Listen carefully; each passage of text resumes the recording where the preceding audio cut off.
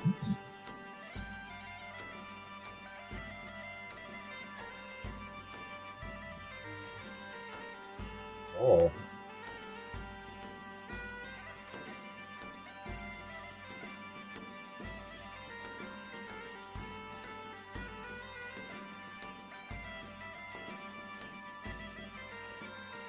what is up, everybody? My name is Alex, and welcome to the Broth, the most fun, serious show on the internet.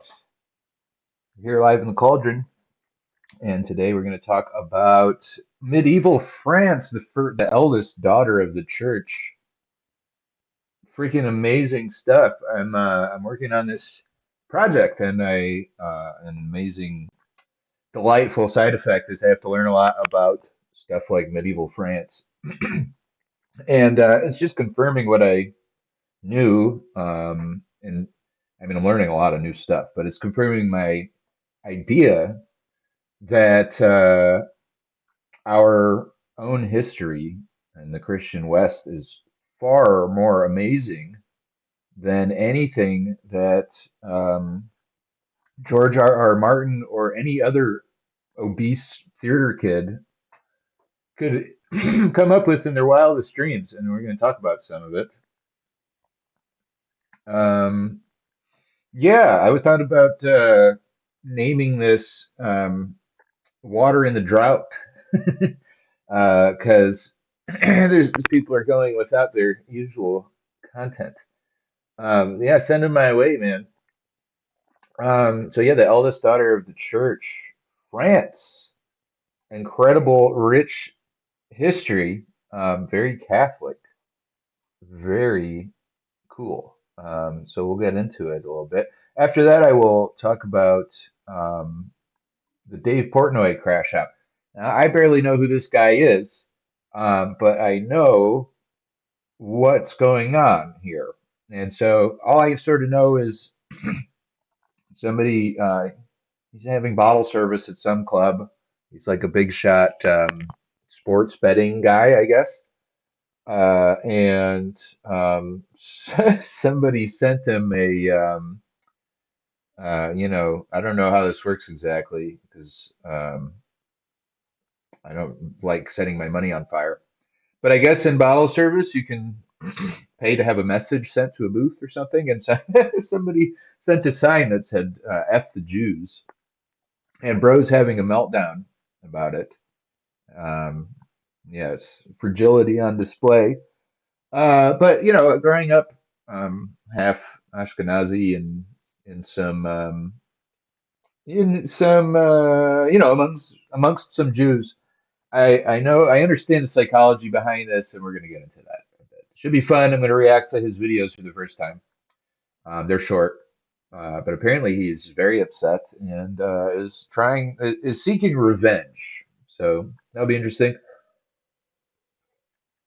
So France, medieval France. I don't have much visual aid, but I've got my notes in my project. I'm just working with paper or pen and paper, trying to get away from the computer a bit for this. And so I got some notes here, but I got a lot of it in the old noggin. Um, so first of all, the patron saint of France is well, old noggin is only serving me halfway here. So names are going to be the issue. Patron saint of France, Saint Denis. Saint Denis was early, year 200 some. He was the first bishop of France. So when they say eldest daughter of the church, like France converted quick. There was still there were different groups of pagans and stuff, which brings us later to Clovis the First. But Saint Denis's story, man. Okay, so this guy is Bishop of Paris.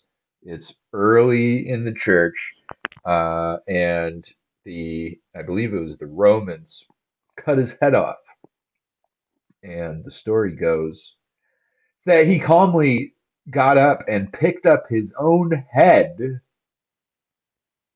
and carried it like you might carry a football and walked quite a ways, carrying his head and giving a sermon. Now,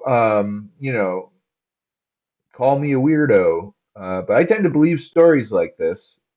God was working miracles. He still is, but the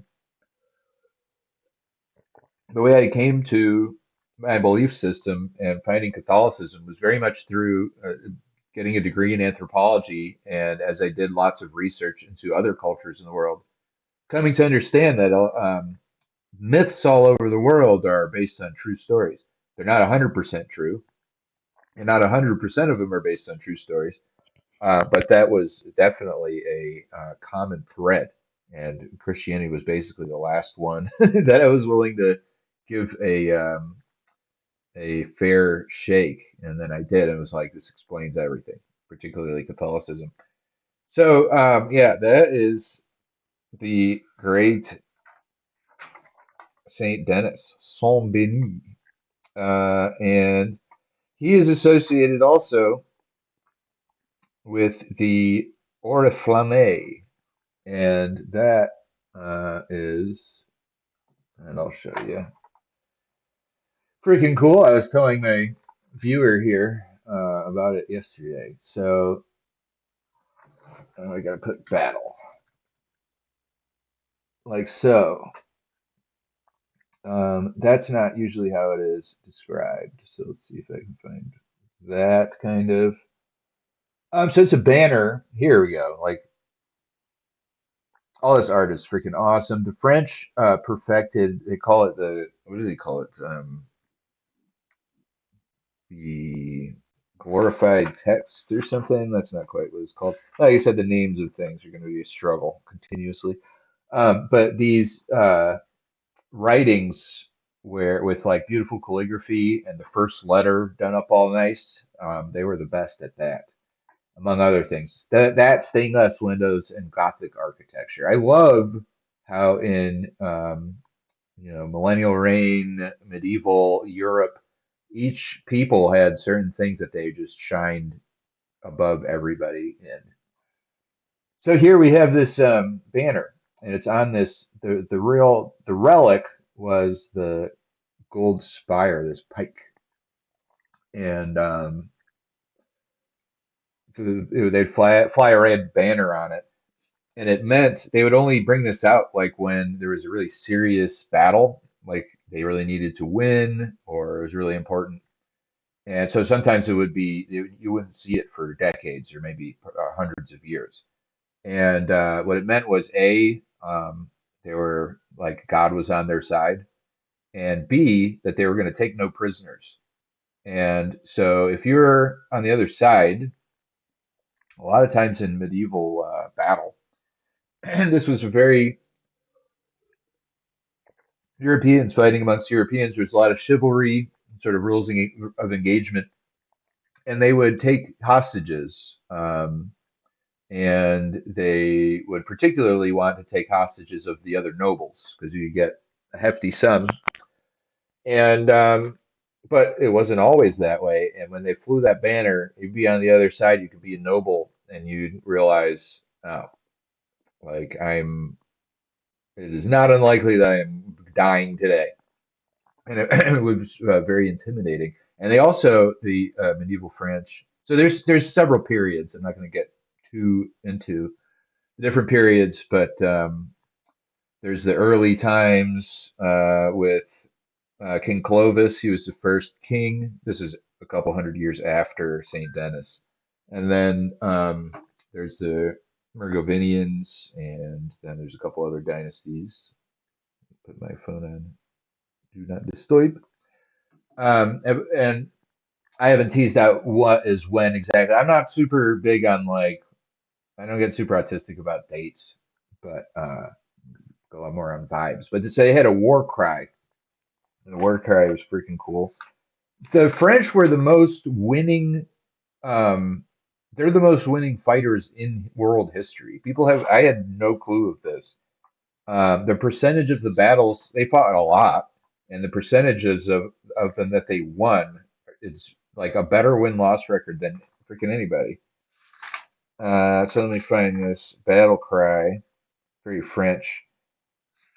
Mont Joli Saint Denis, Mount Joy Saint Denis. So when Saint Denis finally died, after doing a sermon and holding his own head, he died on this mount, and there is a beautiful church on it.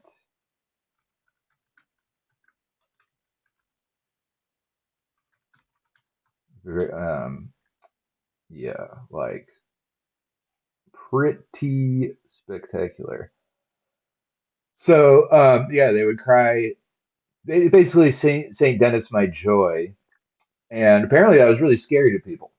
That and the banner, and then they also had the best cavalry of these times. I was just listening to, if you guys know, I highly recommend the videos of what's his name? It'll come to me. He makes awesome videos on YouTube, and I just watched a video of his that was on the Polish cavalry, and it was the largest cavalry charge in world history. It was 18,000 or something men on horses, and they basically defeated the Ottomans in Vienna and ended the Ottoman encroachment of Europe for until until the recent developments. Um, but in Western Europe, the French had the best one, and it's like the iconic horse, knight in shining armor on a horse, where these guys. Is it this one?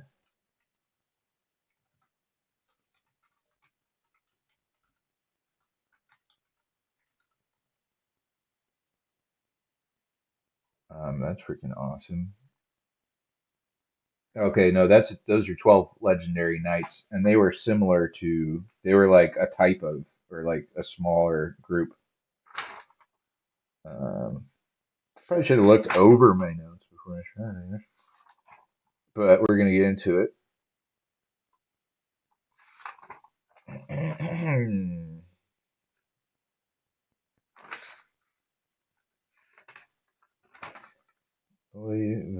Well, I'll just find it this way.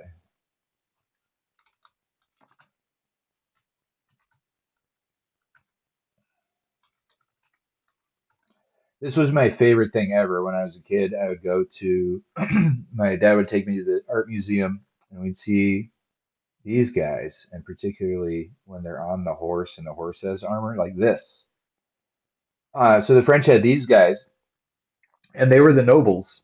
Um, the the whole idea we have of like these nobles being these spoiled people that don't deserve what they have, and they just inherit it, and they're kind of useless and they're exploitative and stuff. For 1,000 years, this was not remotely true. I think at the end, as the economic system started changing, that became true in many cases. But they were like the best trained fighters, and they had the best horses. They bred these giant, fast horses, and they had the best armor. And altogether, they have this and a long pike and a sword at their hilt, and like 20 of them or 40 of them with their squires would just blast into the like the line, the enemy line, and just destroy them. And people were really scared of them, and they were freaking cool. So yeah, Clovis the first has a very cool story also. So he's sort of the founding king of what we would call France, and he was fighting the Turks also, I believe. And if I get, I'm with my project will have all the details right, but he's going to be fighting. He's entering this big battle, and they're outnumbered, and it's a critical battle. And his wife, meanwhile, is Catholic, and she's Saint is it Guinevere? Dun, dun. No, she married King Clovis and was praying and praying for his conversion to Catholicism, and which was Christianity. So that's all there was at the time. And so Clovis is in this battle, and he prays to Christ for the first time, as the story goes, and says, "If you help me win this battle, then I will become Christian." And the battle ensues, and early on in the battle, the enemy king dies, and king's obviously important, like the totally demoralizes the other side. They have an amazing victory, and he converts, and then I believe it's 30,000 of his troops, maybe it's 3,000.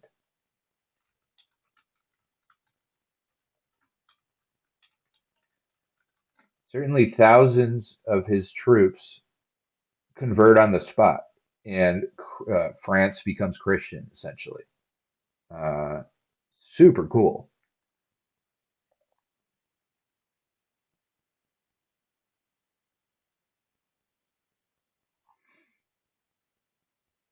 I don't know why it does not give me the little AI blurb. There we go. 3,000. Still a lot.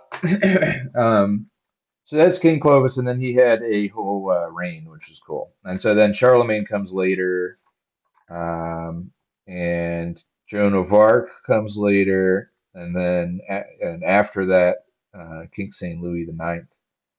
And what I'm finding out is, so I'm doing this project, and I'm looking at different old Christian, like basically the different peoples of Christendom, and they each have like strengths and weaknesses and sort of personality. And the French were two things. They're militant and pious, deeply religious and very militant. And the more I research, it's like I find another, oh, here's another one of their most important saints. And they have these qualities. Like it is such a thing about them. And I think it's really awesome. Any remaining anti-French programming that I had is out the window. I'm I'm a Francophile. Okay, no homo.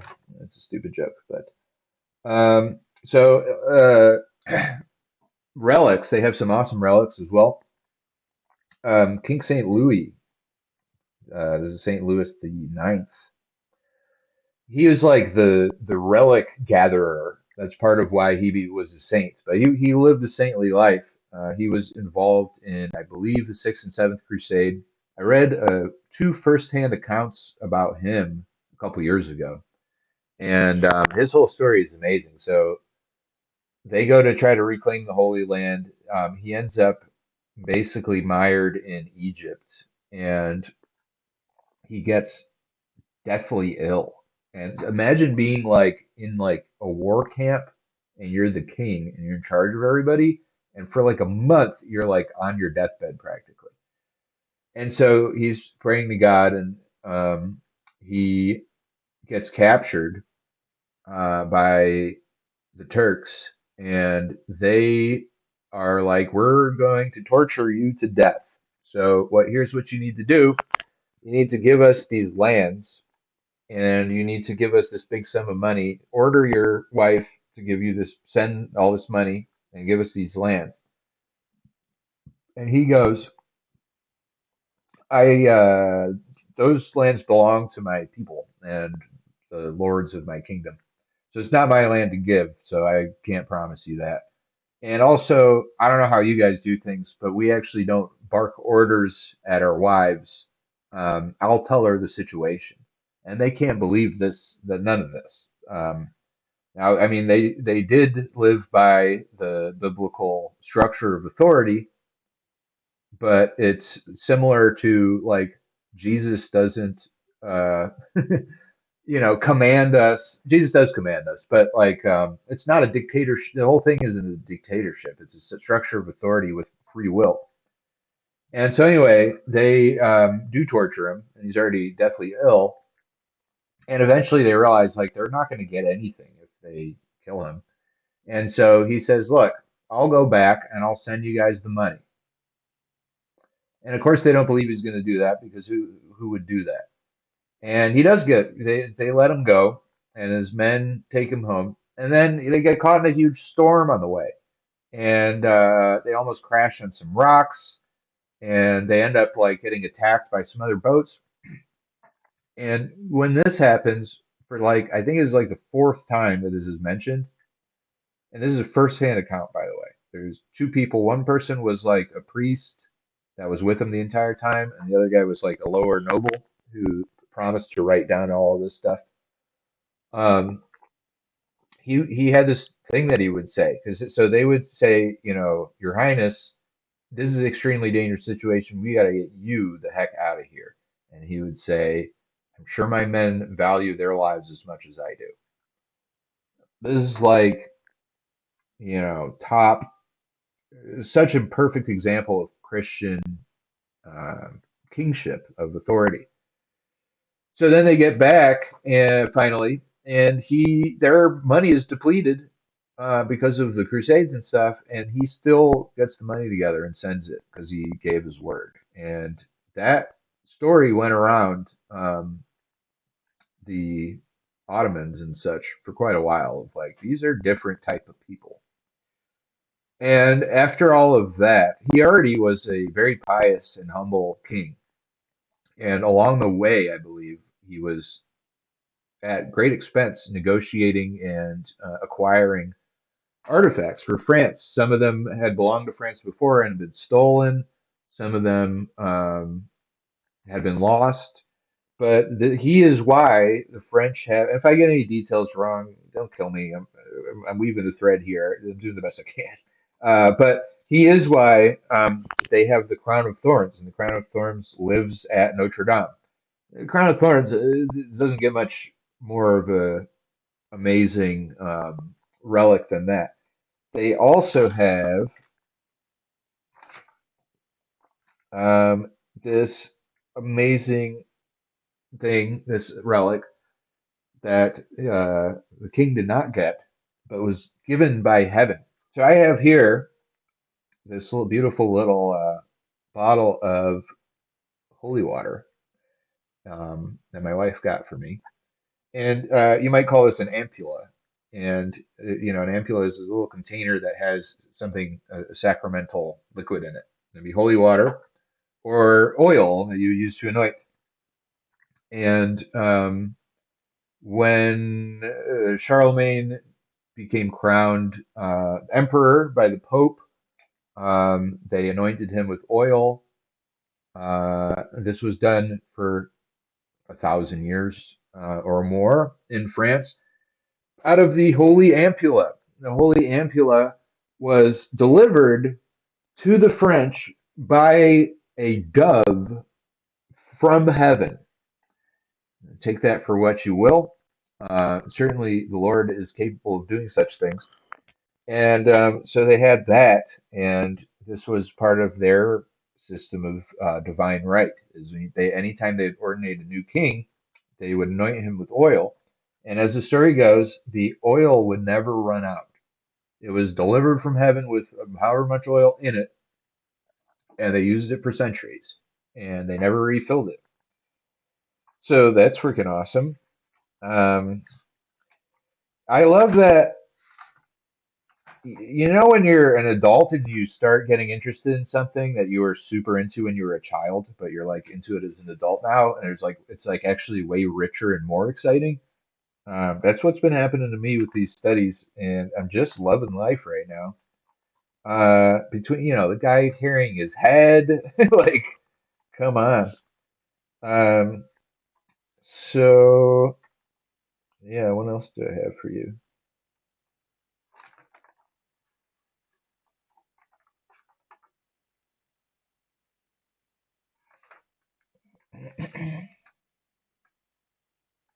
Yeah, I've been learning about the different military units and stuff. Um, oh yeah, Saint Genevieve I mentioned earlier. She's the patron saint of Paris. Uh, and yeah, I think that's all the really cool stuff.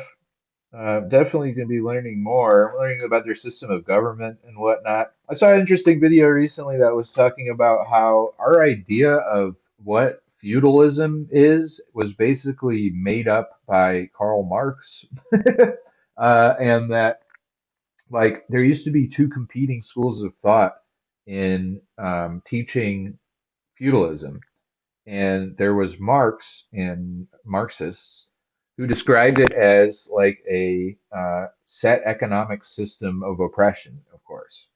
But who was it? It was a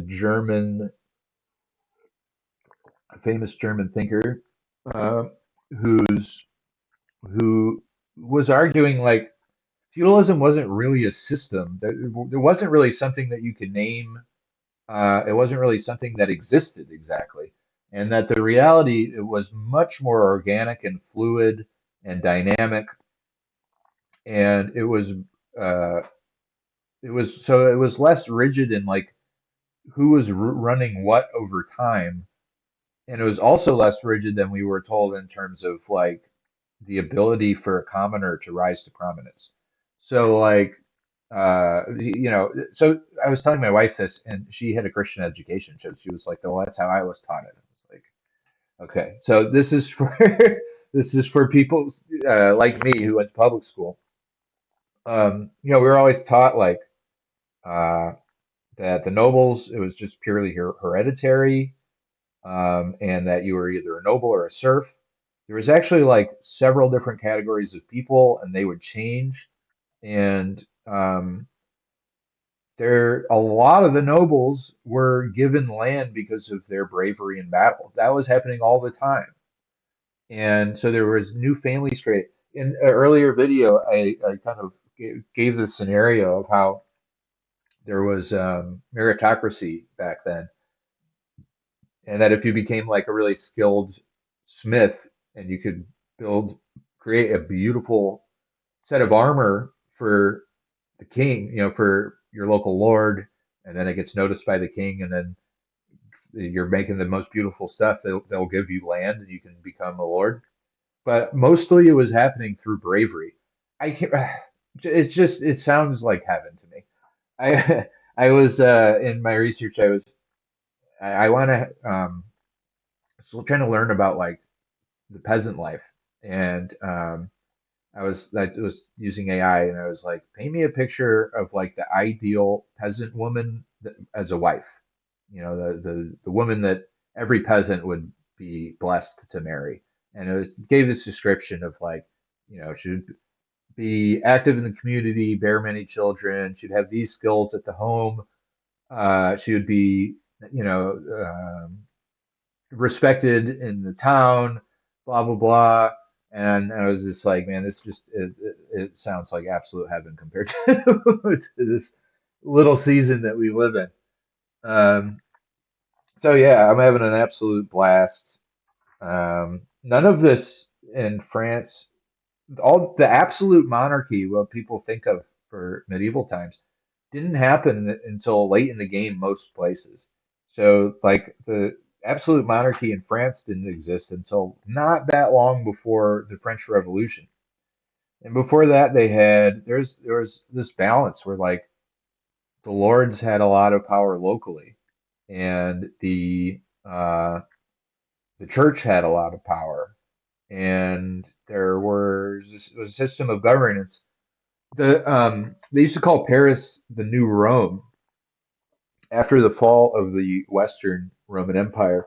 And part of the reason for that was Charlemagne. So, two of the legacies of Rome in Europe were Christianity after the conversion to Christianity, and the other was their system of laws and governance. And Charlemagne instituted the second one. They were already Christian, but Charlemagne came and then he started, conquered Europe, or Western Europe, and they really were the new Rome in the sense that they were running Western Europe.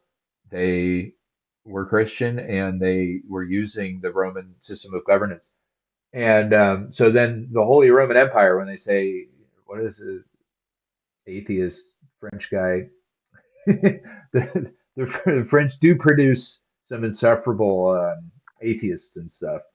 But that quote, it wasn't holy, it wasn't Roman, and it wasn't an empire. It was actually. It was, deeply tied to the Christian faith and connected with the Christian faith, and it was the new Rome.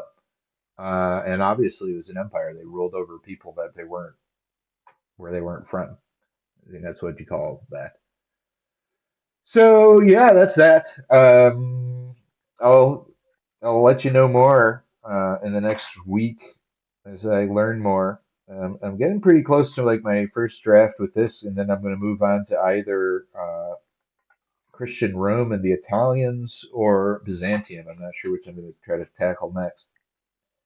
But victory at Soissons was Clovis first. Oh, and he was battling Rome. Yeah. All right, so let's check out this doofus. He's big mad. Should be fun.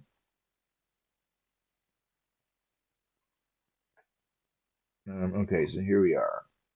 Let's see. Let me zoom out a little bit.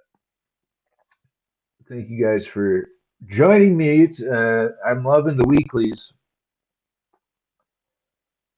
Let's see. Emergency press conference.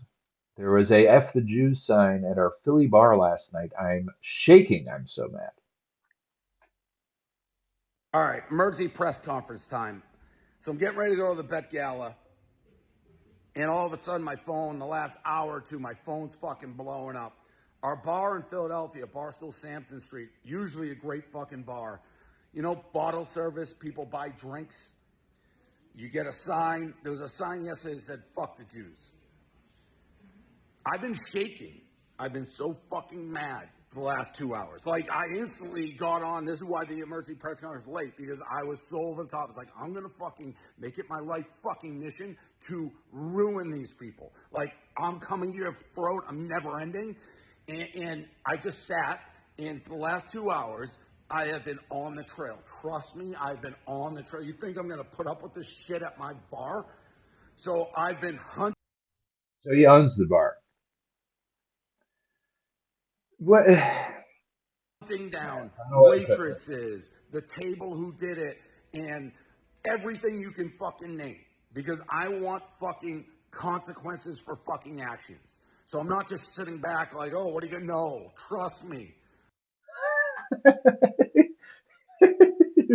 Friendly says I would have put yay in the jukebox. I have been on it. I believe the two waitresses responsible for the table already fired. I talked to one of them, one of the dumbest fucking humans I've ever talked to in my life. She's at a fucking dance recital. She's like, can I call you back in 20? No fucking honey, you fucking can't. This is your one chance to talk to me. Idiot, total idiot, this girl. The pride in the fury, you know? I've talked to the guy Mike Wade who's tagged. Guess what? He wasn't even fucking there. I had this kid basically in tears turning state witness to me, rolling on the people who were there. I've talked to one of the two guys who fucking did it. He's like, I'm not anti-Semitic. He's basically crying to me. And I'm just like, I don't fucking buy it for a second. Who the fuck would do that sign in my fucking bar? You think I'm just going to sit here? I'm going to make it my fucking mission to put you in the lights. My fucking mission. Kid's crying. I just hung up on his ass. I go, I'm giving you 1 fucking hour. Like, who do you own a bar, dude? Like, you can fire people. I wouldn't be mad if, I mean, I'm not mad. I feel sorry for this guy, kind of. But, I mean, fireable offense, I guess, sure. But, like, he's proud of making people cry. Like, bro.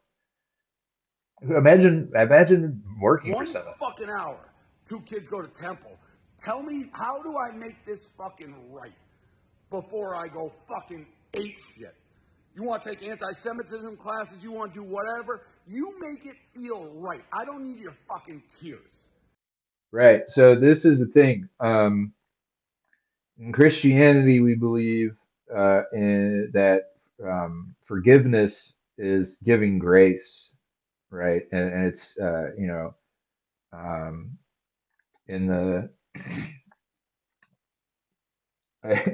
I, I ate a piece of candy earlier that like had been open and hot in my car, and I immediately started coughing. My throat's messed up. I don't know if there's like mold spores on it or what. In the Lord's Prayer, we say, and forgive me my trespasses as we forgive others who trespass against us. So, like, we extend grace to the people around us when they do us wrong, and then we ask God to extend that grace to us. And really, it's all God's grace. You know, we extend the grace of God by His example. And Jewish people think of forgiveness differently. It is something that is earned.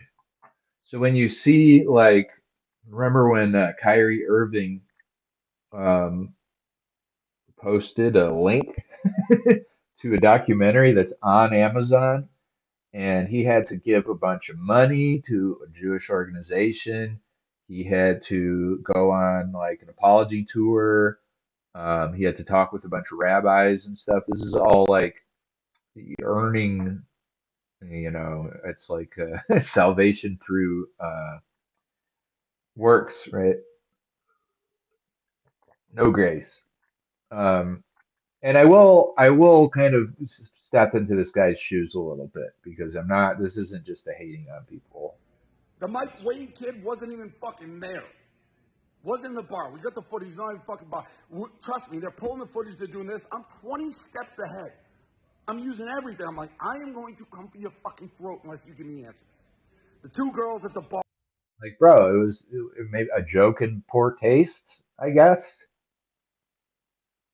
are idiots. This one girl, one of the waitresses, I just You gotta insult their intelligence. These are people that have been working for so his bar can function. told her, like, you're the dumbest motherfucker I've ever talked to. 25 years old, going on fucking 2, you fucking dumb fuck. What I'm saying is I'm getting the names. I'm trying to be a little responsible. I'm trying to keep it together, but I'm on it. I'm fucking on it.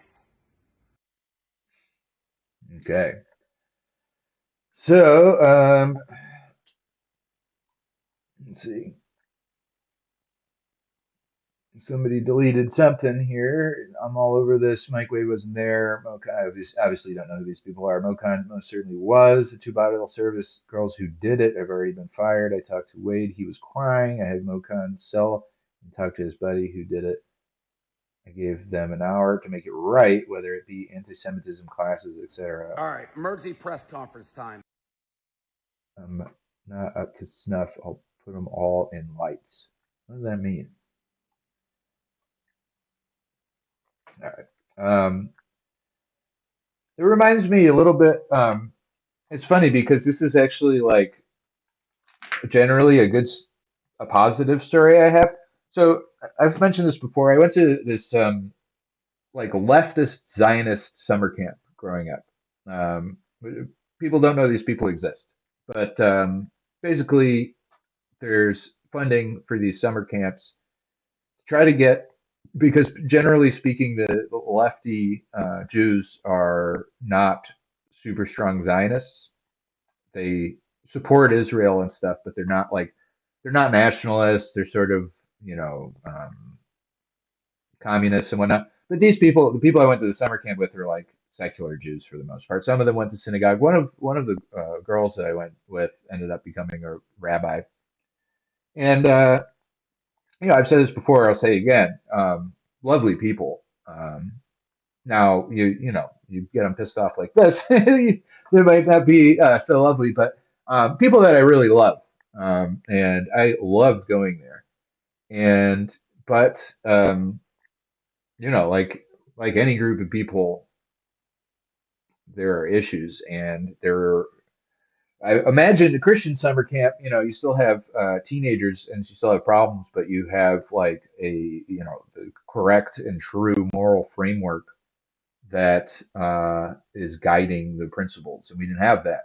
And so, like, there's a lot of hooking up, which I thought was great, which I thought was great as a young teenager. Um, it was a bit degenerate, and but in many ways it was beautiful. We had to have a bonfire every Saturday night and singing and stuff. And they ran it like a kibbutz, so that meant that we all, as campers, chipped in. We did some work, and then when we were 16, we went to Israel. We spent 4 weeks or 5 weeks there, or six, I forget, it's been a long time. And we spent a week on a kibbutz, and it was interesting. But anyway, that's not the point. The point is, I had a friend there who was super smart guy, and he ended up going to three of the top schools in the world.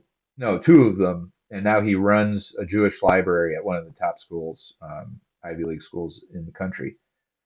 And really impressive guy. I met him when I was like 11 years old, and I remember he shook my hand like an adult.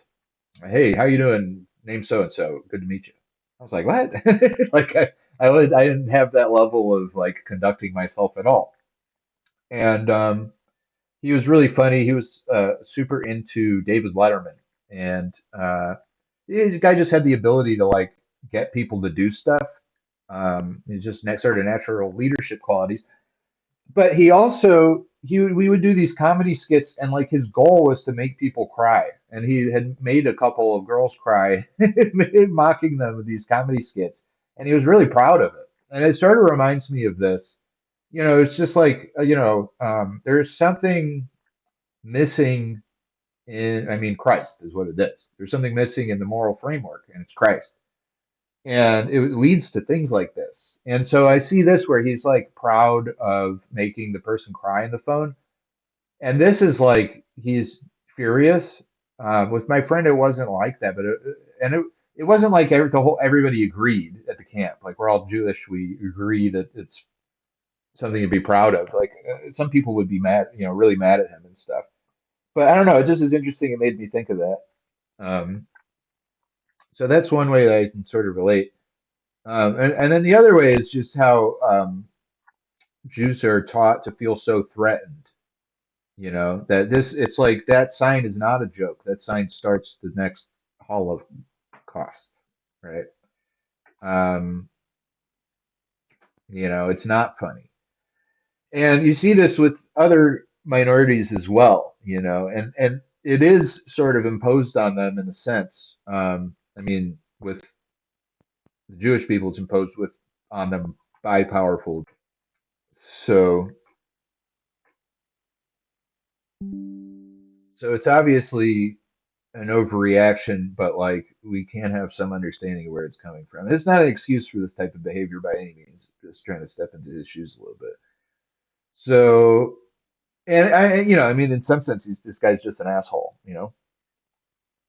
All right, real quick update on the "Fuck the Jews" sign that was at my bar in Philadelphia yesterday. And the result of him losing his mind is going to be dozens more signs that say that are going to follow him around on the internet. He's going to see him again in real life. Like, bro, you can't win. I said this recently. The Jews are in a bit of a conundrum here because what they think they need to do. Okay, so there's increased um, negative attention towards them big time in the last year, last 2, 3 years, mainly 2 and 1. And their instinct is they're basically the only thing that they know how to do in response is to get aggressive and project power and be like, "Ah," like we will destroy you.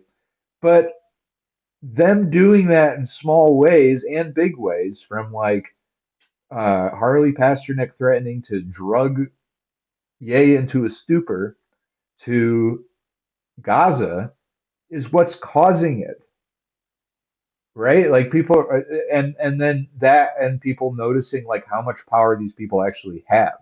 and how weird it is that we're not allowed to say anything about it. But all they know how to do is project this fury and power, and ultimately they aren't like they're a tiny minority of people, and many times before public sentiment turns against them, they just kick them all out of the country or whatever. Now I don't know what's going to happen. That would be better than other things that could happen. Um, and I don't want anything bad to happen to these people, but I don't think that current state of things is working out very well. And I want Christians and Catholics in power. So, but they don't know how. What they need is a little humility and a little grace. But like they don't.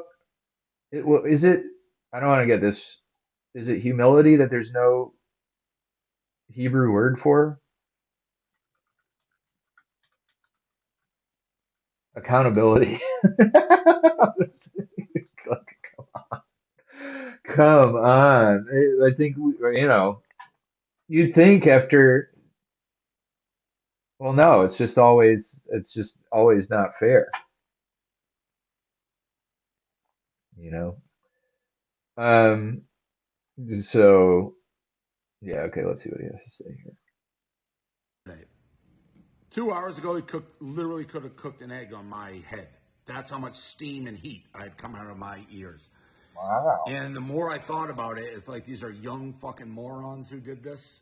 They're drunk. It's like you really want to ruin somebody's life. And let me be honest. I don't know what's going on in the world. I do, the Middle East, obviously, but I've been doing Barstool for 20 years. I've had more hate, more anti-Semitism in the last year and a half than I've ever had doing it. And whether people, it's like Kanye, the UFC guy, it's like mainstream lunatics. And I'm not talking about politics or what's going on in the Middle East, just hating groups of people. You hate my parents, you hate my grandparents, shit like that. It's crazy.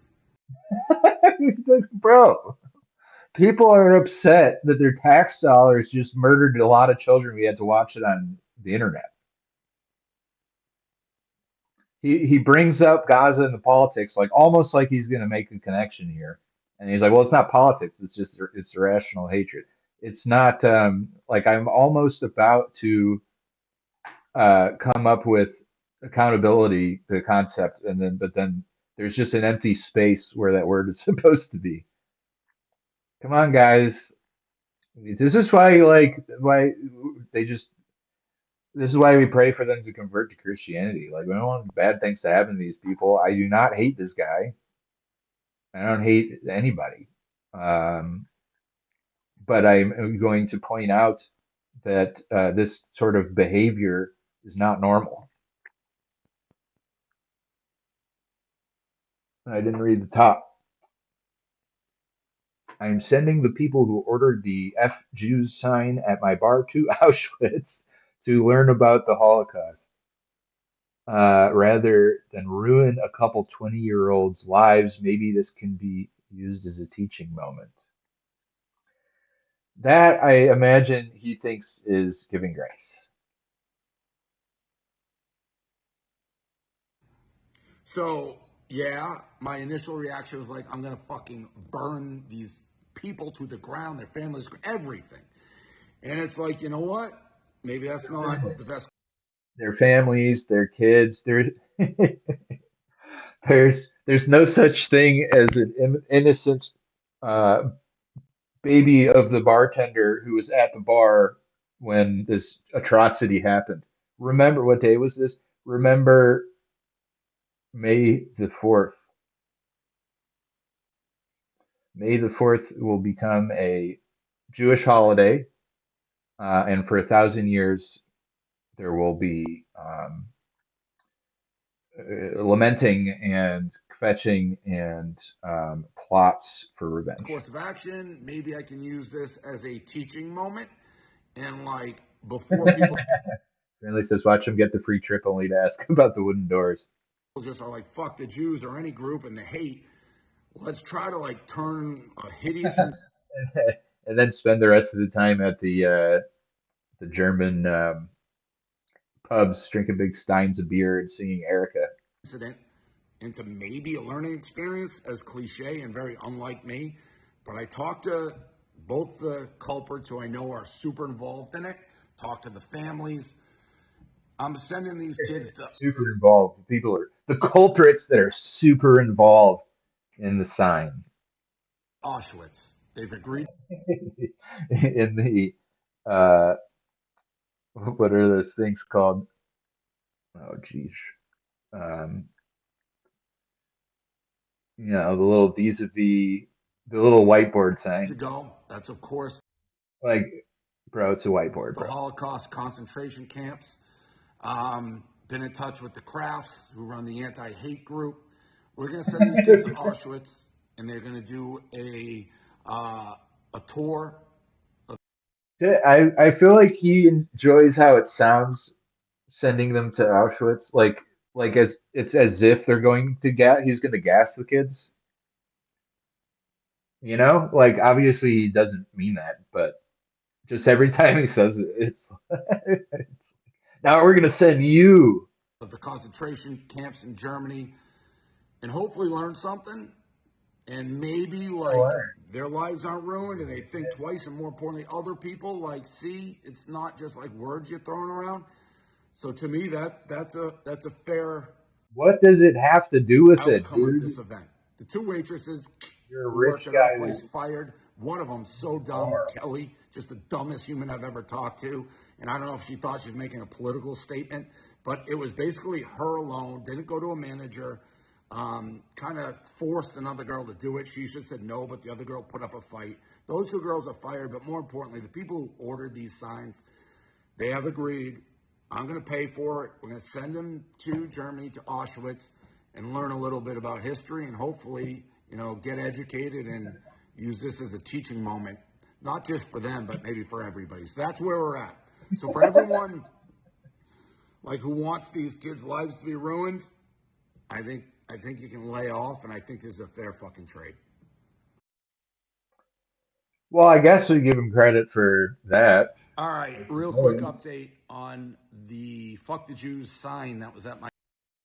Um, I didn't expect this to be this entertaining. I think there's one more, and then we'll look at some comments.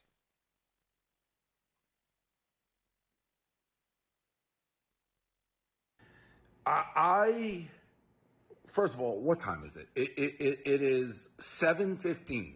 I'm at I'm out here in beautiful Scottsdale for the Bet Gala tonight, and obviously this thing at the bar, the fuck the Jews sign, the anti-Semitic sign at my bar, still going. So all press being like, "Will you talk about it?" Yeah. Still going. You made a big deal out of it. So 6ABC begged me to do an interview about the incident at our bar. Since it was local, I agreed. Then the reporter tried to say Barstool and I and white men were responsible for the innocent incident. Austin started recording once it got contentious. Okay, fun. I'll fucking talk about it. So ABC News, Philadelphia, they reach out. They beg me to do an interview. They beg me to do an interview. They got down on their knees. They give me the reporter's name. It's some reporter, and then they do a bait and switch. And a new reporter shows up to do it this morning. She starts like, okay, fine enough, asking You guys don't control the media enough. That's the problem here. question about the bar, how did it happen, responsibility, blah blah blah. And then she shifts, and then she does what a media scumbag does. She's like, Hmm. You well, need she pulls a more. quote out of her ass from like I don't even know, a made up journal, some professor at like the Sportocratic University of something. It's like they say that Barstool Sports creates a culture of harassment and that basically I'm responsible for this happening at my own bar. I'd never heard the quote. Oh, you're saying some fucking liberal college professor said they don't like Barstool? So I was like, well, who fucking said it? And what is this even journal? We go back and forth. Austin, who's here, started taping it. This fucking piece of shit, let me put it in right now. Here's who I would say is causing that type of environment. All these colleges who let Jewish kids get harassed on campus 24/7. I've been speaking out about this since it started. So these professors, I'd love to know. First of all, that sounds like a made-up thing. I don't know what that quote is. The Society of Sport. Where are the professors from? Where are the professors from? Well, why don't you answer? Where are the professors from? Well, no, you're quoting two people. I have no idea who they are from a made-up journal. So tell me where the professors are from. The University of Virginia. Okay, so no, that's a real university. I'd like to know where they're getting their information. I don't like quotes that I have no idea where they're coming from. I totally disagree for what you just said. Who's creating more hate right now in the world? Do you say Barstool Sports and the white men or college campuses? You go ahead and answer. No, that was a question to you. I'm the journalist. I'm asking. Well, I don't play by those rules. What does that mean? People You're a are both journalist. insufferable. I'm a journalist. I run a big media organization. I just asked you a question. Let's answer the question. No, I asked you a question. You answer the question. You answer the question. You're not running this interview. All right, then the interview's over.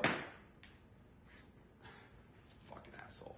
She's like, you can't ask me questions. I'm a journalist. You ambushed me with a made-up fucking quote from a made-up fucking, fucking journal from two professors, I guess, at Virginia. Let me ask you this. Where do you think more hate is happening? At fucking Barstool Sports or college campuses across this fucking country. This piece of shit, ABC, the person who set it up, gave me one reporter, bait and switch to the other. Fuck ABC. Fuck ABC. People are, it makes me mad. I forgot. Who runs ABC?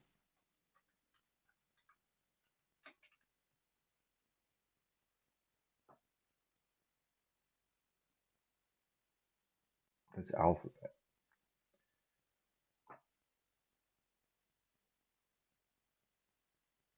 Oh, yeah. Well, the Black Jewish Alliance continues to crumble in real time here. How much I hate fucking journalists, this fucking piece of shit. So a little tip: when you're fuming mad, don't start making videos and posting them on the internet. We I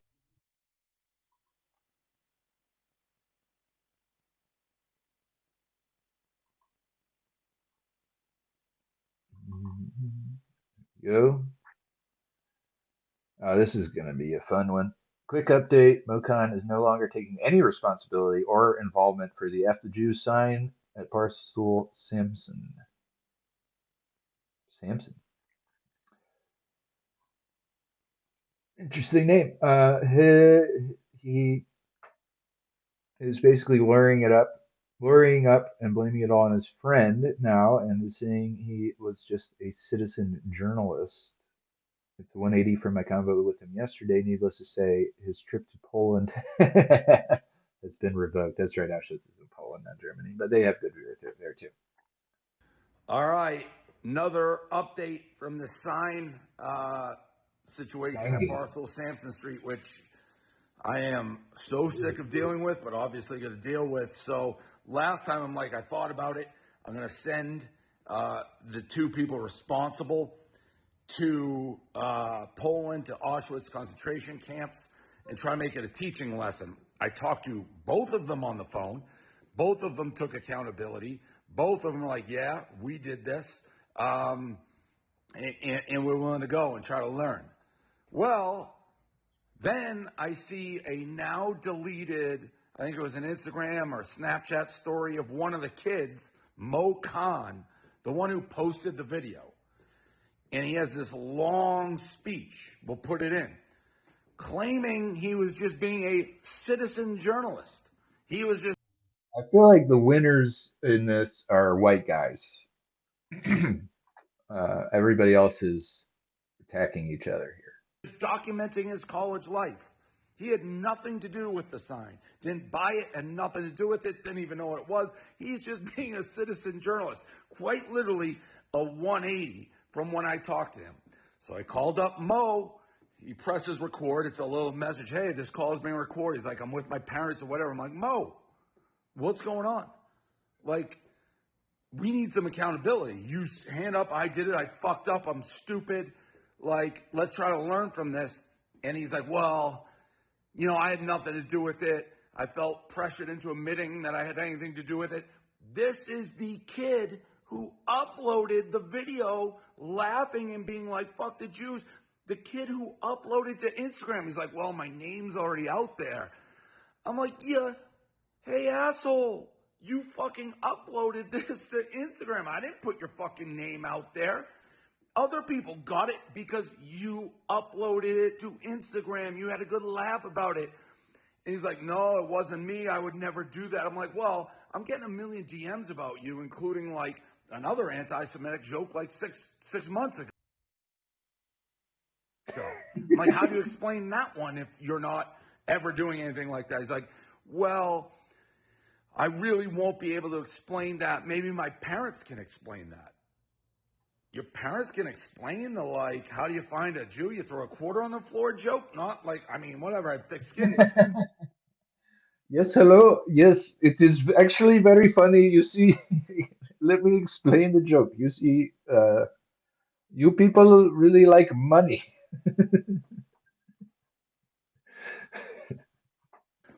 This kid he wouldn't even admit he did. He's like, yeah, that's on a social media channel. Like, I deleted. I don't even have that anymore.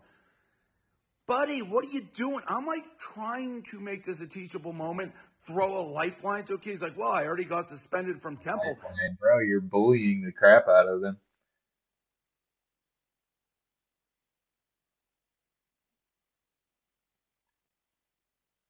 because you Yeah, got a fuck the Jews sign at a bar and posted it on social media. What don't you so get what, about that? dude? Maybe if you actually learn a life lesson, maybe if people watch you go to Poland and seem like you're changing. You know, like, what about just like, hey, man, I found that hurtful and find it funny. Here's why, you know? This gets behind you. But now, no, I'm not going to send him now. I'm not going to send your ass now when you're like, I had nothing to do with it. I was being a citizen journalist. Oh, that post from 6 months ago? Yeah, my parents would have to address how that happened. You posted it. I asked, I go, how old are you? 21.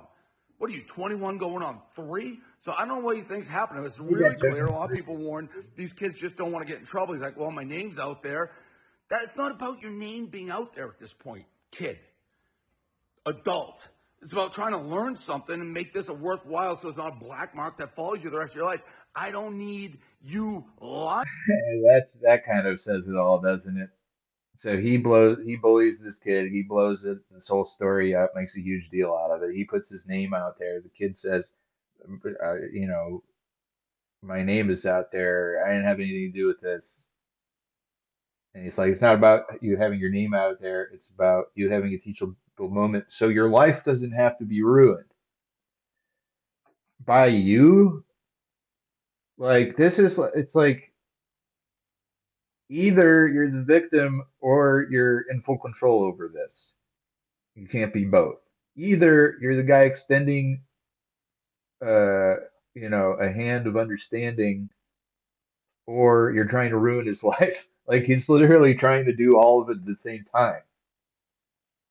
Isn't that kind of where how we got into this situation? What do you think? Everyone's stupid? You're a citizen journalist? Like I don't know. It's kind of amazing how they just make it worse all the time. And then it's like people in my family are just like caught in the, you know, people are then now they look bad. Like my uncle was a businessman, drove a Harley, had American flags on his house. Um, Voted Republican, wasn't really political, didn't care about Israel. Uh, you know, and it's like, but nobody knows about him because at the same time, it's not like I don't know, there's mixed feelings here. Fuck. I'm sorry, man. Like Tried to fuck throw this. you a lifeline and make something out of this, and you're now a citizen journalist. You had nothing Threw the kid into the ocean with the sharks, and then like to it's do with it. ridiculous. Buddy, you uploaded a video with a sign, fuck the Jews. Everyone laughed. You, Mo Khan. You.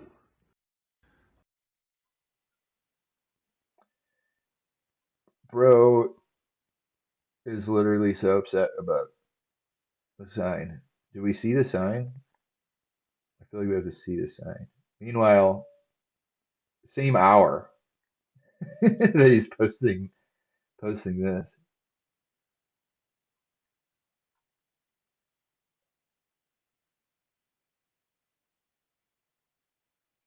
Buddha Ben says, effective immediately, 6 ABC and their affiliates are officially banned from all future high fashion collections going forward in order to prove that Jews don't run high fashion collections, I'd imagine.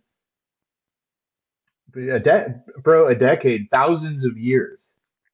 Also, there's no way to treat a guest who just went through the effort of stacking 5 books just to get you a perfect angle for your interview. Bro, watch out, Israel is going to cancel you.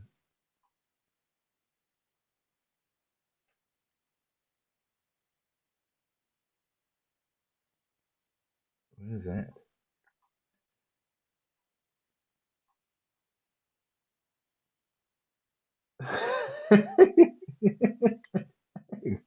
Rapers are on the jobs always. All right, so we'll get into some comments in a minute here. I think that's the rest of it. Whatever the bet gala, they're trying to make sports betting fancy. Ruining sports, by the way, sports betting. All right, so I do want to see if 6ABC has anything on there. Where'd it go?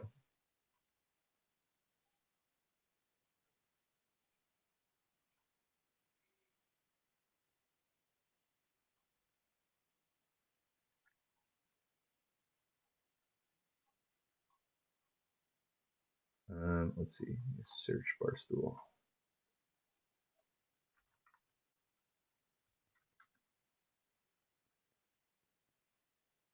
Yeah, here we go.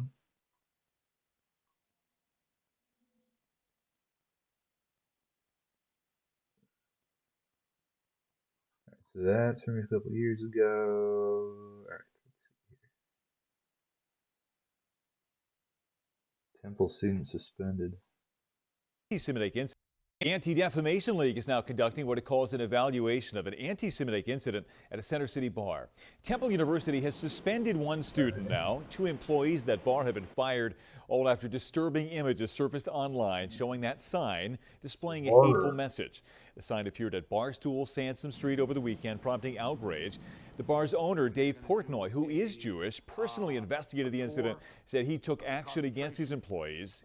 As they do in every case brought to their attention, the ADL is now taking what they say is a close and careful look at the facts. This one is very clear cut. The Jews is an anti-Semitic statement. And so, you know, I'm fairly confident that it'll be I'll give them that it is an anti-Semitic statement, unlike 90% of what what they claim. considered anti-Semitic. Now, the Anti-Defamation League tracks anti-Semitic incidents locally and nationally and says the last several years have seen a record number. All right. So that's that. All right, let's look at some more comments here. Go back to the beginning.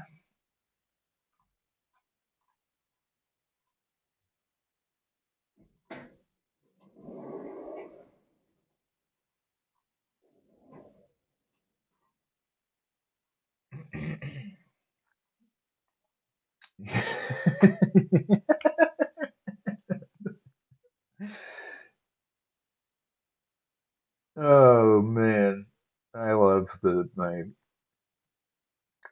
people's Flat Earth Zone emergency press conference over a sign at a bar. Days out, you're acting like the head of the world speech police. Relax, man. You're in a bar, not a world court. Aren't they, these are just like the MVPs of Twitter. You sound like a bitch. No idea you're Jewish. Not Germany. Ian Malcolm, you know he's gonna come with heat.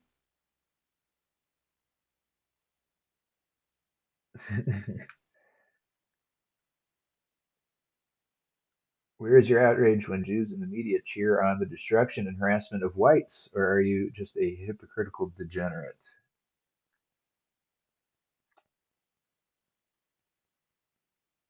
Oh, the quote tweets and replies are all negative, botted 40K likes, lol. Most likely put up by you. That would be a twist. Not terribly surprising. Jews lose a little control and begin to freak out, I swear. Portnoy was at Irish.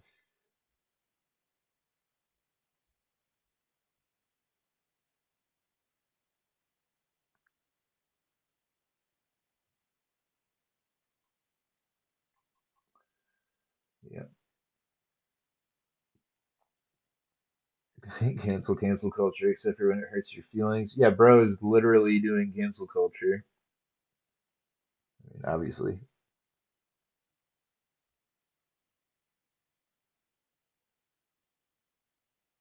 One person so far is with him. If you ruin this person's life, we will fundraise for them. We will make them a millionaire. I would tread lightly if I were you. Christian hate, fair game, Muslim mockery, barely a blink. The criticize one protected group and suddenly it's a national emergency. If this truly was about stopping hate, standard would be universal, but it's not. It's about controlling speech, not protecting people. Circus says you're gonna cry. Uh,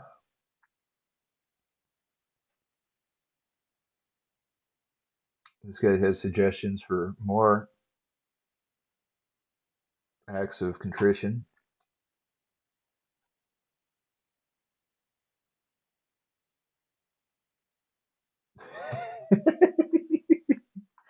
You're a 50-year-old multimillionaire fetching in a Taylor Swift shirt, pacing around your mansion because Gen Z isn't downloading 6m.exe anymore. The ritual is broken, Dave. The numbers don't add up. The Vilt script expired, and no one fears the trauma totem like they used to. Well said, Rabbi Gravelstein. Who do you think created cancel culture? It sounds like you, probably, guy. Good stuff. Alrighty.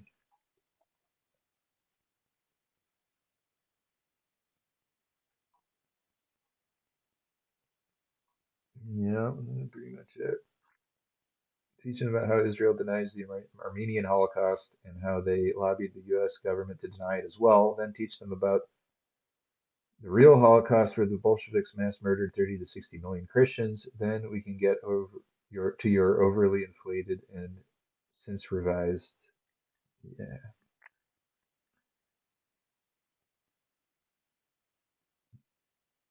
why is ruining their life even an option? I like this guy. He's got good comments and takes and stuff. Ashalogos, he was what I was trying to remember earlier.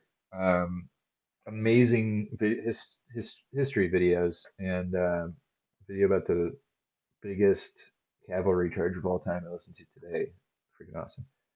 Peak embarrassing slop from a Jewish caricature of a man spouting the most manipulative and deceptive garbage. So of course it gets 17 million views in a single day. How are you not embarrassed to exist? Sincere question, please answer. I suppose he did answer. Yeah, so it wasn't my mistake that Auschwitz is in Germany. He said that. I at some point knew it was in Poland, but going by what he said.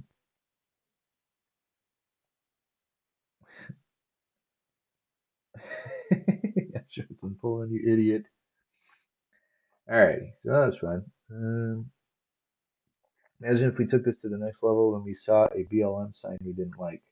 We need some of their solidarity and nepotism, not gonna lie. Yeah, I mean, some in a Christian way. I feel like, like we used to do that more in a normal and Christian way.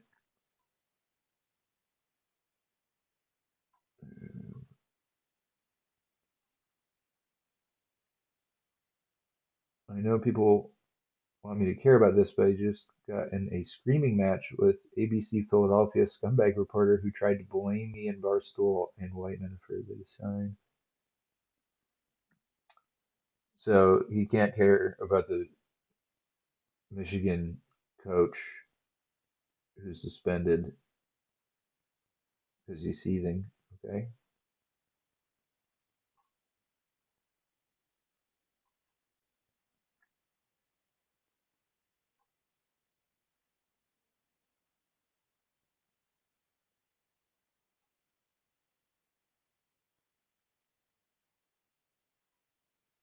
This guy's face is funny.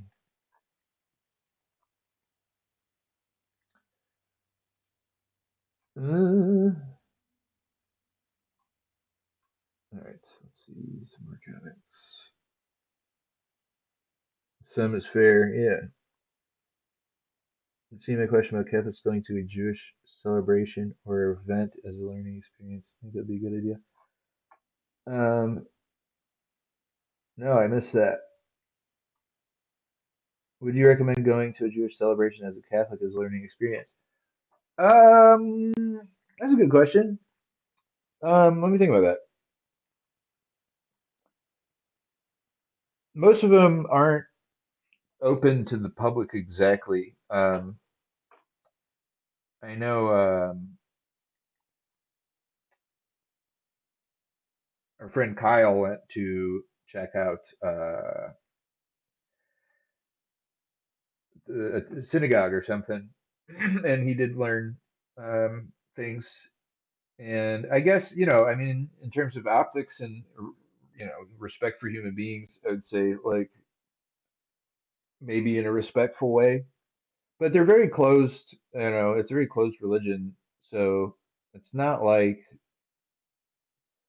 but I mean, I guess if you mean, I don't know if you mean the religion or you mean like the culture. In terms of cultural events, sure, like if they're having like a fundraiser dinner or any type of thing, if you can get invited or get a pass or whatever. I mean, not a fundraiser dinner because you have to spend a bunch of money, but like, you know what I mean? Some sort of cultural event. I guess I don't know that I would say I would recommend it, but it could be a good idea if you're interested and you see something that looks interesting and you're allowed to go. I don't see anything wrong with that.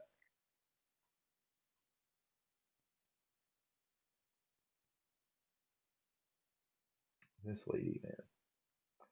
This lady comes to her country, claims to represent us in the right, and she's like, just has no idea what's going on. Like the camp I went to, the equivalent. Yeah, I don't know. I mean, it's like there's a lot of stuff you can watch on TV that like will tell you, like watching Seth Rogen to talk at an event or something. I don't know. I feel like we generally know what we need to know, as Catholics. You check your DNA at the door. Yeah. Yeah, I don't know. It could be interesting. I'm not necessarily condoning it, but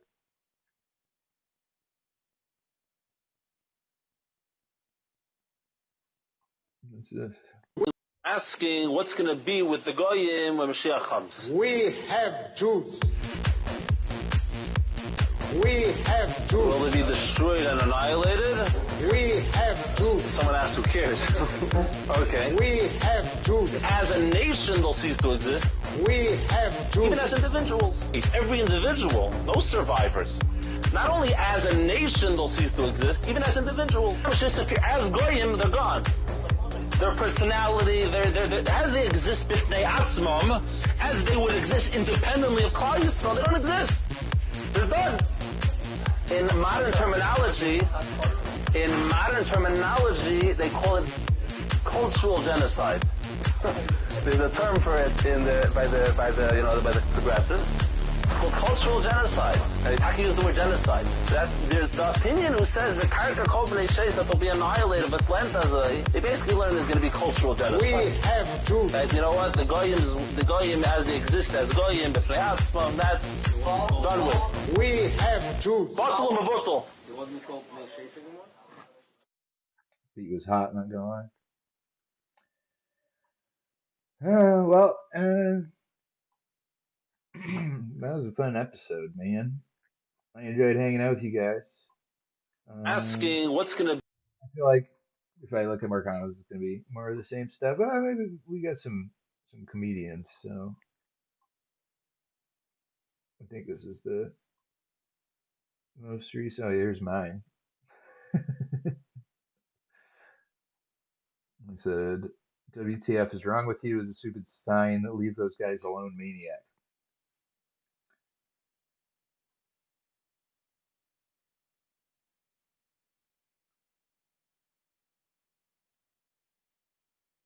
I hope he sues you and everyone involved for extortion, you freak. Yeah, it does seem a bit like that.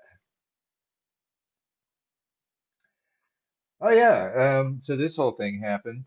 Um, this lady called the kid the N-word, um, and then was getting harassed by like someone with a record of molesting. And so then he was like, "What did you say? What did you say? What did you say?" Getting in your face. So she said it again. And then, I mean, this is what everybody's talking about. But I feel like the connection here is all of the people who are having a total meltdown. Like this is the same thing. White people have been putting up with just a crazy amount of hatred in like just everywhere, you know. Um, and as far as I know, have not really threatened to murder people or destroy their lives. Um, See, I don't really have anything to say more, but I just thought I'd note the connection. If anyone's watching this in the future, this is happening at the same time. And I feel like it kind of demonstrates a little the lack of perspective here. Of like, uh,